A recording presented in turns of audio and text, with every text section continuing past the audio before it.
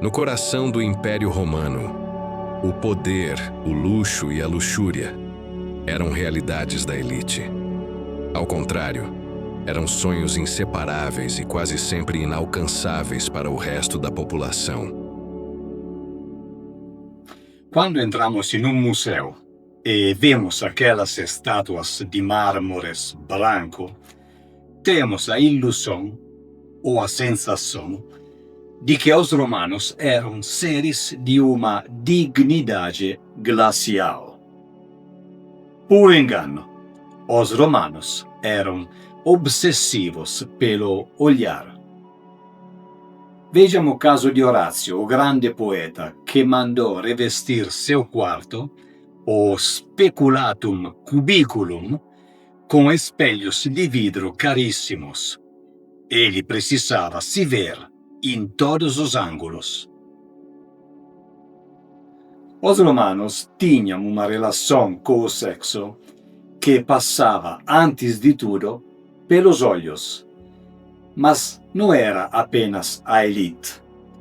O prazer de olhar, ser lascivos, estava infiltrado em cada fresta das termas.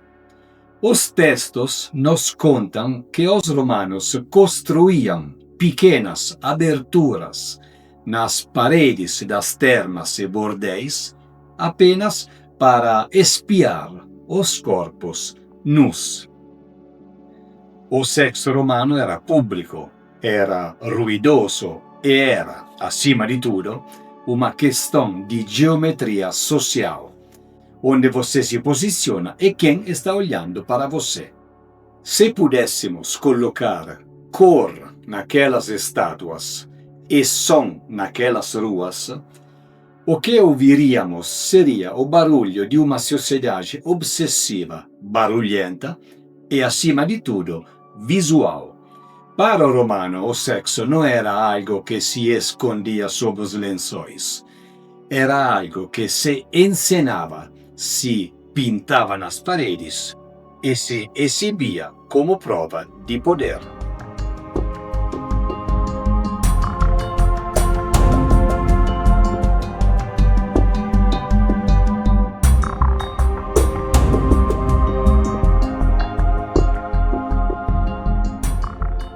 Fique até o final para ouvir o que a matrona Aurélia tem a dizer. Uma mulher da elite romana que conhece os segredos mais profundos, os mais íntimos da cidade eterna. Quando olhamos para as ruínas de Roma, temos a mania de tentar encaixar aqueles homens nas nossas caixinhas modernas. Falamos em orientação sexual, em preferências, mas eu lhes digo, para o romano da época de Cícero ou de Augusto, essas nossas divisões de hoje não fariam o menor sentido. Eles não se perguntavam quem você amava, mas sim qual era a sua postura diante da vida. O mundo romano era um imenso tabuleiro de poder e o quarto era apenas mais uma arena. Imaginem uma sociedade onde o que conta não é a moralidade do desejo, mas a manutenção de uma autoridade absoluta. Para aquele povo, o corpo era um território. Ou você era o conquistador que avança, ou era a terra conquistada. Não havia meio termo, não. Não havia espaço para a ambiguidade, sem que isso custasse a sua honra pública. Neste capítulo, então, vamos mergulhar justamente nessa obsessão pela soberania do corpo. Vamos descobrir por que um homem poderosíssimo, capaz de comandar legiões, podia ver toda a sua reputação ruir por causa de um simples rumor de alcova. Preparem-se, porque o que definia um homem de verdade em Roma era algo muito mais rígido e, por vezes, muito mais cruel do que imaginamos. Para entender o homem romano, você precisa esquecer os nossos conceitos de homo ou hétero. Isso para eles não existia. A única linha que dividia o mundo sexual romano era quem penetra e quem é penetrado. A virtus romana, a coragem do cidadão, estava literalmente ligada à sua masculinidade ativa. Ser homem é ser um dominador imbatível. No quarto, isso significa uma única coisa: você penetra. E se você penetra um escravo, uma mulher ou um jovem liberto, você continua sendo um cidadão respeitável. O problema era a passividade. Um senador podia ter relações com rapazes, escravos ou prostitutas sem perder um pingo de respeito. Mas, se houvesse o boato de que ele era um sinédos, o parceiro passivo, ele estava acabado. No início da República, a homossexualidade passiva era punida com o emparedamento vivo. Você morria de fome por ter traído sua masculinidade. Vejam o jovem Júlio César na corte do rei Nicomedes da Bitínia. O boato de que ele teria servido de escravo sexual ao rei perseguiu-o a vida toda. Seus soldados, durante o triunfo, cantavam: César submeteu as Gálias, Nicomedes submeteu César. Era a pior ofensa possível, pois sugeria que o homem que deveria dominar o mundo tinha sido dominado entre quatro paredes. E havia Alexis Cantinia, que protegia os jovens nascidos livres, os ingênui. Eles usavam a bula ao pescoço, um amuleto que dizia: este corpo é intocável. Se você tocasse em um menino com a bula, a lei caía sobre você. Mas se fosse um escravo, aí, para a mentalidade romana, você estava apenas usando uma ferramenta. Até imperadores como Adriano e Nero tinham seus favoritos masculinos. E isso só era escândalo quando a hierarquia de poder era invertida. E o sexo oral? Pior ainda, a boca era o instrumento da política e do direito. Sujá-la, servindo ao prazer de outro, fosse homem ou mulher, era considerado um suicídio social. Na Roma antiga, com quem fosse feito o ato sexual, importava relativamente pouco, mas importava, e muito, quem sabia. De fato, embora a sociedade romana tivesse um conjunto de regras em relação à vida sexual, muitos cidadãos não as respeitavam em suas vidas privadas. Por outro lado, o problema não era tanto fazer algo que pudesse ser considerado indigno, mas sim quem sabia de suas relações e, sobretudo, quem poderia provar. Ser acusado por outro homem livre poderia arruinar a carreira de um senador. Se, por outro lado, a acusação viesse de uma plebeia, o acusado teria mais chances de se safar. Se a pessoa que apontasse o dedo fosse uma mulher de origem nobre, certamente haveria uma investigação, enquanto que, se um escravo fornecesse informações sobre as perversões de alguém, a pessoa em questão não teria nada a temer. O status social era tudo em Roma, e o valor de uma palavra era diretamente proporcional à importância da pessoa que a proferia. Portanto, um homem ou uma mulher de alta posição podia se entregar aos seus prazeres, mas sempre garantindo que nenhuma pessoa importante descobrisse. Entrando agora no delicado assunto da pedofilia, antes de mais nada, precisamos admitir que existe uma distância sideral entre a nossa moralidade e a deles. Em Roma, a importância da idade não era medida pelo trauma psicológico, conceito que eles desconheciam, mas pela estética e pela fisiologia do poder. De fato, ter relações sexuais com menores, mesmo crianças pequenas, não era escandaloso e era socialmente aceita, mas dentro de certos limites. Podia até ser um gesto bem-vindo, pois a diferença de idade era um notável sinal de dominação. Fontes históricas confirmam efetivamente que os jovens cidadãos romanos tinham suas primeiras experiências sexuais com meninos ou meninas muito jovens, recém-chegados à puberdade. E não era incomum um romano rico ter jovens escravos, cujo propósito era justamente satisfazê-los sexualmente. No entanto, havia um limite biológico muito claro que encerrava essa aceitação social. A barba e os pelos corporais. O surgimento dos primeiros pelos pelo corpo ou no rosto marcava o fim da utilidade de um jovem escravo como objeto de desejo aceitável. Para a sensibilidade romana da época, o desejo por outro homem adulto e barbudo era frequentemente ridicularizado ou visto como uma perda de virilidade. De qualquer forma, a aceitação desse tipo de relação dependia inteiramente de quem era o jovem. Um filho de cidadão romano era sagrado e a lex scantinia os protegia. Para os romanos, esse jovem era um pedaço sagrado da própria república. Quando um homem de poder abusava desse rapaz, ele não estava apenas cometendo um erro moral. Ele estava destruindo um futuro soldado. Ele estava quebrando a ferramenta que deveria defender as fronteiras. Por isso, a multa de 10.000 sestércios não era apenas um pagamento. Era o preço de uma traição contra o próprio sangue de Roma. Mas não era só isso. Esse homem era condenado a uma infâmia eterna. Ele perdia seus direitos políticos, não podia votar, ser eleito para cargos públicos ou testemunhar em tribunais.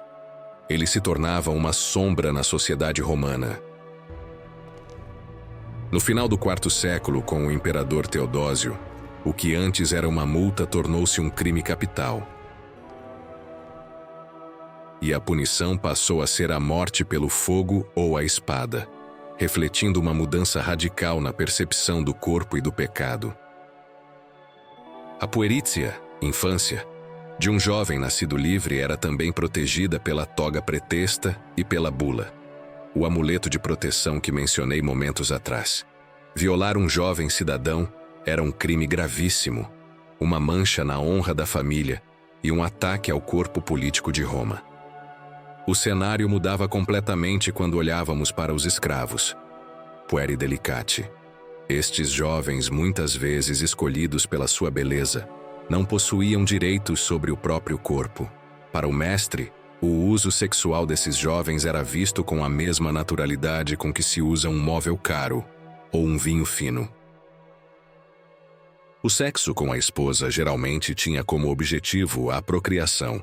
E, como muitos casamentos eram, na verdade, alianças políticas, frequentemente não havia amor ou conexão sexual entre o casal.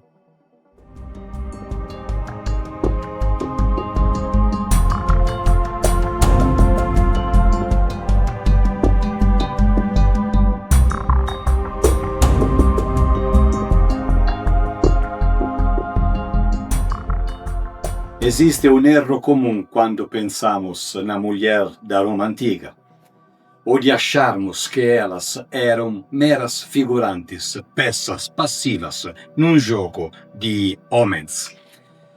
É verdade, as leis eram duras, vocês sabem, eram escritas por homens, para homens. Mas se engana quem pensa que entre as quatro paredes de uma domus romana as mulheres não davam as cartas. Pelo contrário, elas desenvolveram uma inteligência estratégica formidável. Enquanto o marido estava no fórum, discutindo política ou nas fronteiras, expandindo o império, a matrona romana geria a casa, a fortuna e, principalmente, gerenciava a própria intimidade. Elas entendiam que o desejo era uma ferramenta de negociação. Se o homem romano achava que dominava o mundo, a mulher romana muitas vezes dominava o homem através de uma teia de sutilezas, crenças e, por que não dizer, de muita criatividade. Nesta parte, vamos descobrir que os padrões de beleza e o papel social da mulher tinham propósitos muito mais práticos do que imaginamos. Não era apenas sobre sedução, era sobre sobrevivência e sobre como usar até a religião para manter autonomia dentro do lar. Vamos ver como a liberdade feminina floresceu de formas inesperadas, desafiando a estrutura rígida da sociedade patriarcal. Preparem-se para conhecer o lado mais astuto das senhoras de Roma. No papel, as elas romanas figuravam como meros anexos da autoridade masculina. Quase sem voz no teatro do poder, elas eram transferidas, como um bem precioso, mas silencioso, da mão do pai para a do marido. Mas a realidade, como sempre, era muito mais cômica. As matronas romanas não eram apenas sombras silenciosas. Elas aprenderam a navegar no desejo dos maridos com uma habilidade de mestre. Havia a clássica dor de cabeça, é claro, mas elas tinham um trunfo melhor: a deusa Íside. O culto a essa divindade egípcia era uma febre entre as mulheres e exigia longos períodos de castidade. Imagine o pobre marido romano chegando em casa focoso e ouvindo da esposa: "Sinto muito, querido. Íside proibiu toques por 10 dias. E os homens, visto que não entendiam nada de rituais egípcios e não tinham como conferir o calendário litúrgico, acabavam engolindo a desculpa. Ovídio, o grande fofoqueiro da época, ria disso, dizendo que as mulheres sabiam exatamente quando se negar para fazer o desejo do homem crescer, e chegava a dar conselhos para elas. Negue-se algumas noites, invente dores, use Íside, mas não exagere, ou ele acaba encontrando outra solução na suburra. Vamos falar de beleza agora, mas esqueçam as modelos de hoje, tá? Para o romano, a mulher ideal tinha senos pequenos e ancas largas. Por quê? Pragmatismo puro. Ancas largas sinalizavam um parto fácil, e o sexo, para a matrona, tinha uma função estatal: produzir novos soldados para as legiões. As mulheres com seios grandes chegavam a enfaixá-los com o estrófium para diminuí-los. Mas elas não eram apenas incubadoras de novos legionários. Sob o governo de Otaviano Augusto, as leis mudaram e as mulheres ganharam uma liberdade surpreendente. Podiam herdar, divorciar e até gerir suas próprias dotes.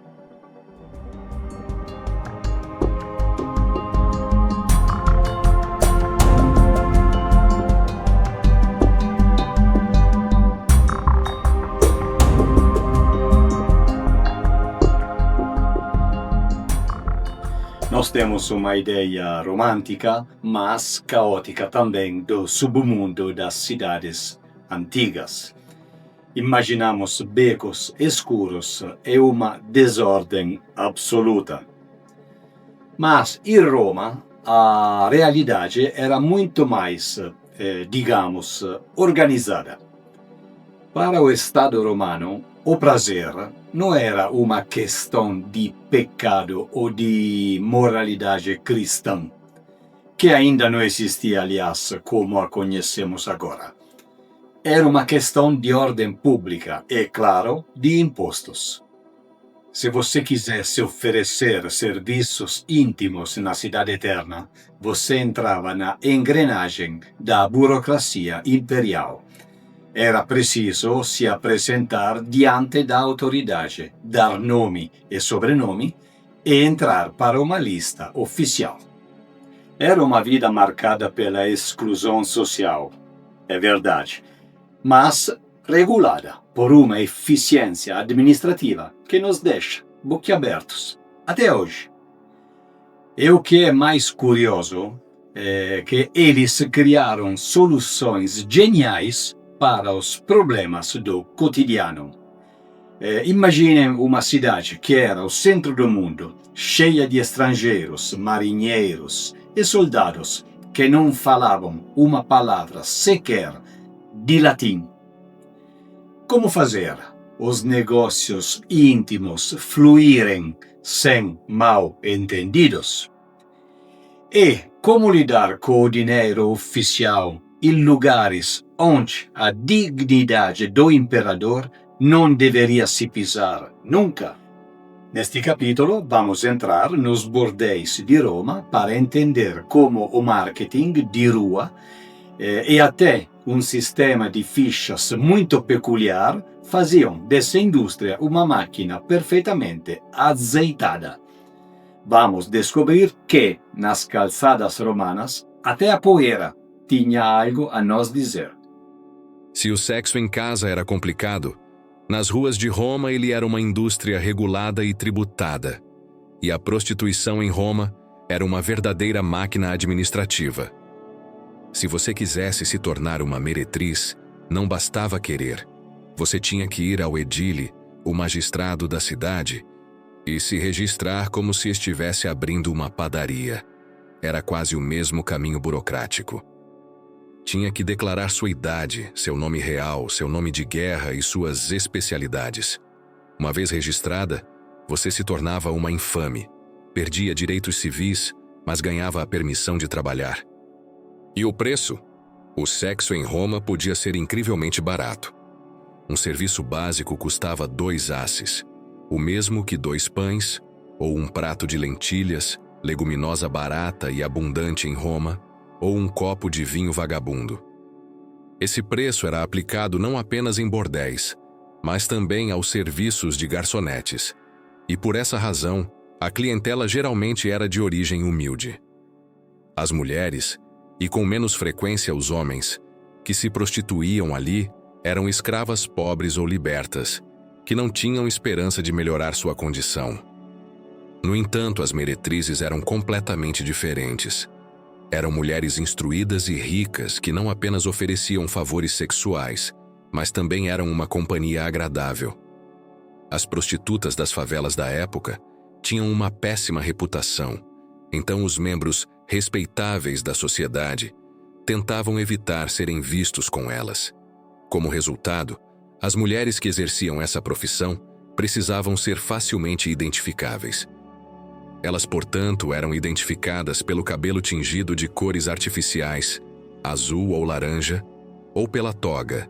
Sim, a toga, a veste solene do cidadão, mas que era usada pelas prostitutas como marca de desonra, já que a mulher respeitável vestia a estola.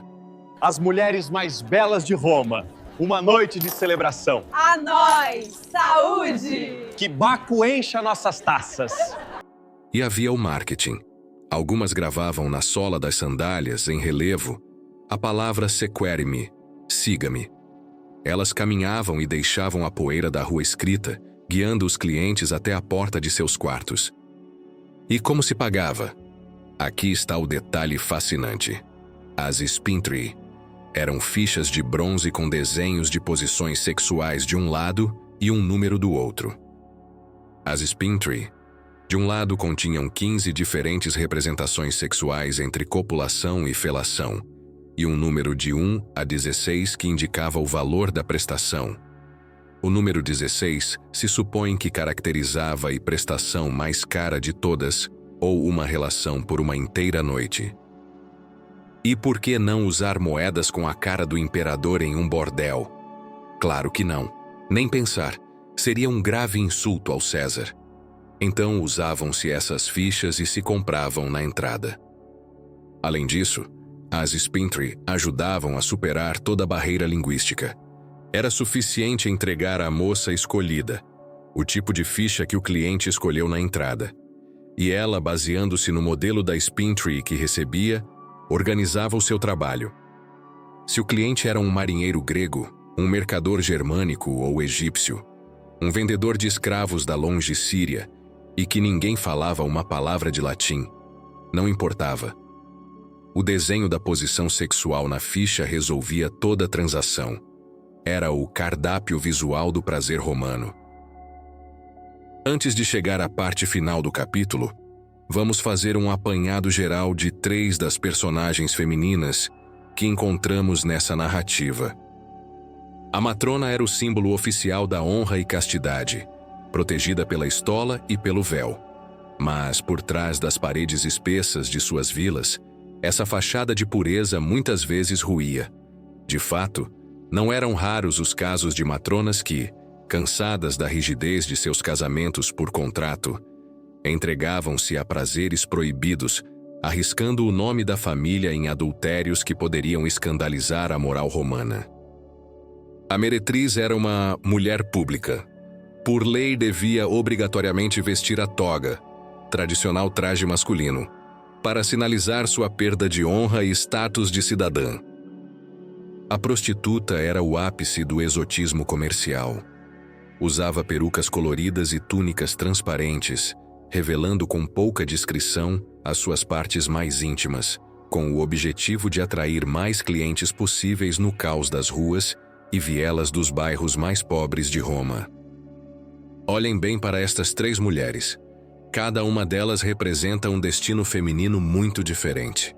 A matrona, a meretriz e a prostituta de cabelos azuis. Seus olhares se cruzam. O que vocês acham que elas diriam uma à outra? O que uma pensava da outra naquele instante crucial? Para encerrar este provocante e inquietante capítulo, vamos mergulhar em um possível momento do cotidiano dessas mulheres. Vamos às ruas e mercados do centro e vamos descobrir que Roma antiga não era tão rígida e moralista como pensamos. E a resposta pode surpreender vocês. O encontro casual delas foi no Suburra, e as 3 personagens se chamam Lívia, a matrona de estola branca e roxa, Clódia, a meretriz de toga laranja, Thaís, a prostituta de cabelos azuis. No mercado barulhento, o espaço se abre ao caminho dessas mulheres. O contraste de cores e tecidos conta a história de cada uma delas. Lívia, a matrona, ajeita a pala sobre a cabeça com um gesto de desprezo e vira as costas sem olhar diretamente para as outras. O ar aqui cheira a óleo barato e pecado. Que os deuses protejam meus filhos de respirarem a mesma poeira que essas criaturas públicas. Clódia, a meretriz, ajusta a toga de lã pesada nos ombros, olhando para Lívia com um sorriso amargo. Olhe para essa moça de cabelos azuis. Enrolada em linho vagabundo meio transparente, ela se sente como se fosse uma deusa de mármore. É protegida por leis e muros, mas seu olhar é mais frio que as moedas de Crasso. Ela nos odeia porque nós somos a liberdade que ela nunca terá. Thaís, a moça de cabelo azul, solta uma risada curta, sacudindo os fios azuis e ajeitando sua túnica transparente. Liberdade, Clódia. Eu vejo apenas 2 tipos de gaiolas. A de Lívia é de ouro, a sua é essa toga de castigo. Eu prefiro a minha, a pintada de azul e o meu vestido barato e provocante. Tudo isso é à venda para quem pagar melhor. Pelo menos eu sei exatamente o preço que valho. Lívia apressa o passo sem dizer uma palavra. Clódia cospe no chão após ela passar, e Thaís volta a flertar com um mercador, indiferente ao julgamento recebido.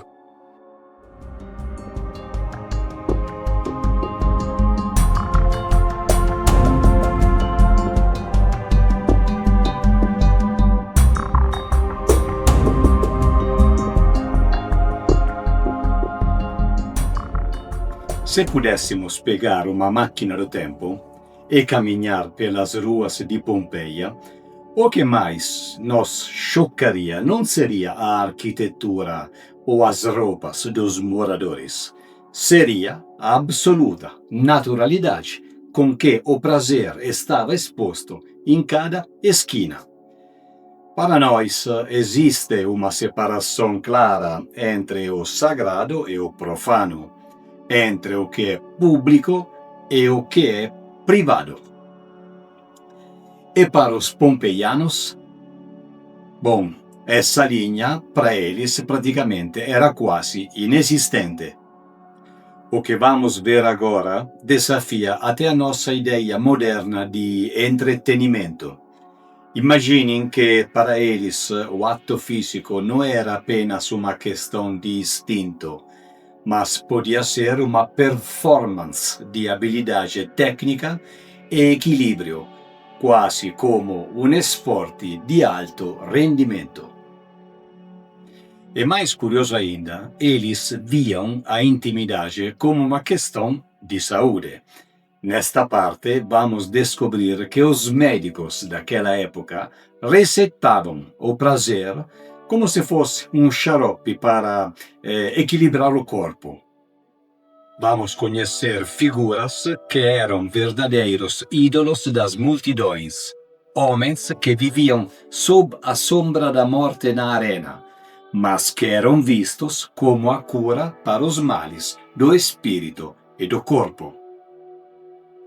De grafites nas paredes a objetos de decoração que hoje, com vergonha, esconderíamos em gavetas, Pompeia nos revela uma sociedade onde o desejo não era apenas sentido, ele era exibido, celebrado e, acima de tudo, medicado.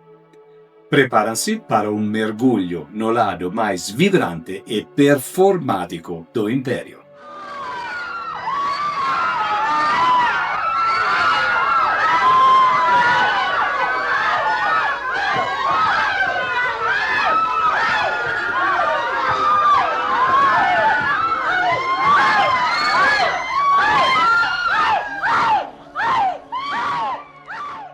Vamos viajar para Pompeia.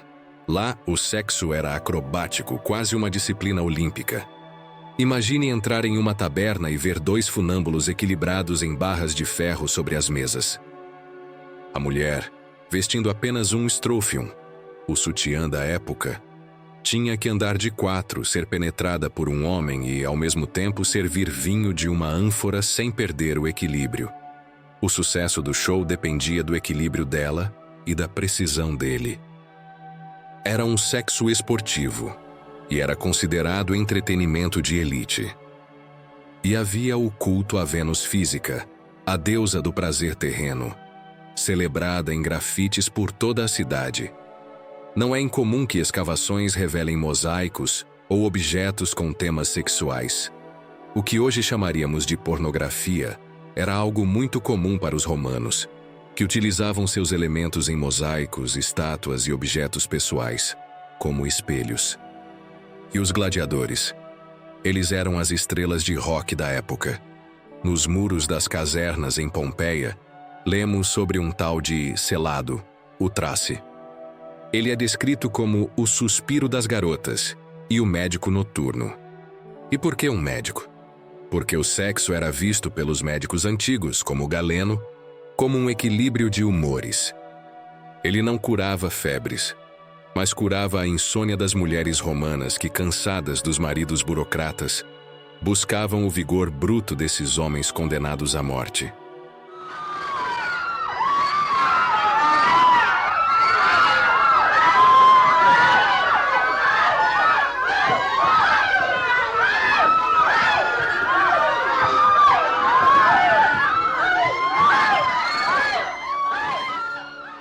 Em Pompeia, o sexo era tão onipresente que até os pães eram assados em formatos fálicos, e os sinos das portas, os tintinábula, tinham o formato de membros viris para espantar o mal-olhado.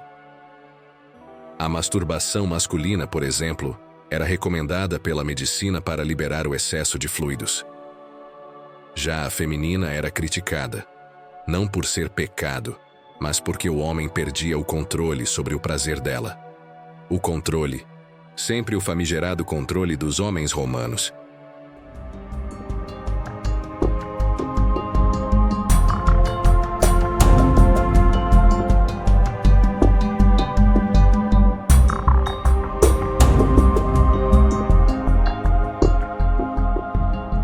Agora, depois de falarmos de leis, de mercadorias e de exibições em praça pública, resta uma pergunta. E o sentimento? Onde ficava o coração no meio de tanto pragmatismo e poder? Os romanos não eram máquinas, eles sentiam, e sentiam com uma intensidade que chegava a ser até perigosa. Nesse encerramento, vamos olhar para o que acontece quando o desejo sai do controle das regras sociais e se torna uma obsessão pessoal. Vamos ver como a elite intelectual de Roma lidava com a rejeição e com a liberdade de mulheres que se recusavam a ser apenas matronas exemplares. É uma história de versos sublimes que, num piscar de olhos, se transformam em insultos carregados de veneno, porque, no fim das contas, para o cidadão daquela época, o prazer era um fogo que ardia contra a brevidade da vida. Eles sabiam, talvez melhor do que nós, que a glória das legiões e as pedras dos monumentos eram eternos, mas o calor do corpo era passageiro. Vamos fechar essa nossa jornada entendendo que, entre o sublime e o vulgar, os romanos buscavam desesperadamente uma única coisa: sentir-se vivos enquanto a luz do dia ainda brilhava. Acompanhem comigo esse capítulo final. Para encerrar, precisamos falar de amor, ou do que os romanos achavam que era amor. Temos o poeta Catulo, desesperadamente apaixonado por Clódia, a quem ele chama de lésbia. No começo, é tudo poesia. Dê-me 1000 beijos, depois 100, depois outros 1000. Ele quer esconder o número de beijos para que ninguém sinta inveja, mas o tom muda. Clódia era uma mulher livre, viúva e suposta envenenadora de Quintus Cecilius Metellus Celer, um importante cônsul e componente da prestigiosa família dos Cetili Metelli. Ela não estava nem aí para o romantismo de Catulo. Ela queria viver e intensamente. Ele não encontra mais a sua lésbia nos jardins luxuosos do Palatino. Ele a vê, ou imagina vê-la, nos quadrivies, as encruzilhadas de bairros infames onde o lixo e a prostituição se encontram. Ali, ele escreve palavras que manchariam a eternidade de Clódia. E este não é mais um poema de amor, mas se torna um boletim de guerra emocional. Glubit magnanimus remine potis. Ele não quis dizer que ela ama. Ele diz que ela esfola seus amantes. Ela desgasta os rins de cada um e despoja de todos os jovens nobres de Roma como se fossem animais no matadouro. Na antiguidade, os rins eram vistos como a sede da força vital e da potência sexual. Esse é o grito de desespero de um homem que descobriu que a mulher que ele chamava de divina é, na verdade, feita da mesma carne e lama que os becos mais sinistros da cidade. É o retrato da transição, do idealismo de Vênus física para a dura realidade dos prostíbulos da suburra. E o romano não via nenhuma contradição nisso. Para ele, o sagrado e o profano eram apenas dois lados da mesma moeda, a vida. O sexo era um presente dos deuses. O sexo era vida, um negócio lucrativo, uma ferramenta de poder e, acima de tudo, a prova de que se estava vivo antes que a noite eterna chegasse para todos. Porque, no fundo, sabem, para os romanos, o prazer era o último ato de resistência contra o esquecimento. Eles não buscavam o pecado, buscavam a intensidade. Sabiam que as estátuas de mármore ficariam, mas o calor da carne, esse era um sopro. E entre uma conquista e outra, eles nos deixaram essa lição: a de que até no império mais poderoso do mundo, o que nos torna verdadeiramente humanos é essa busca incessante e desesperada pelo outro. Até a próxima. Seus olhos brilham mais que as velas. Em seus braços encontro a paz.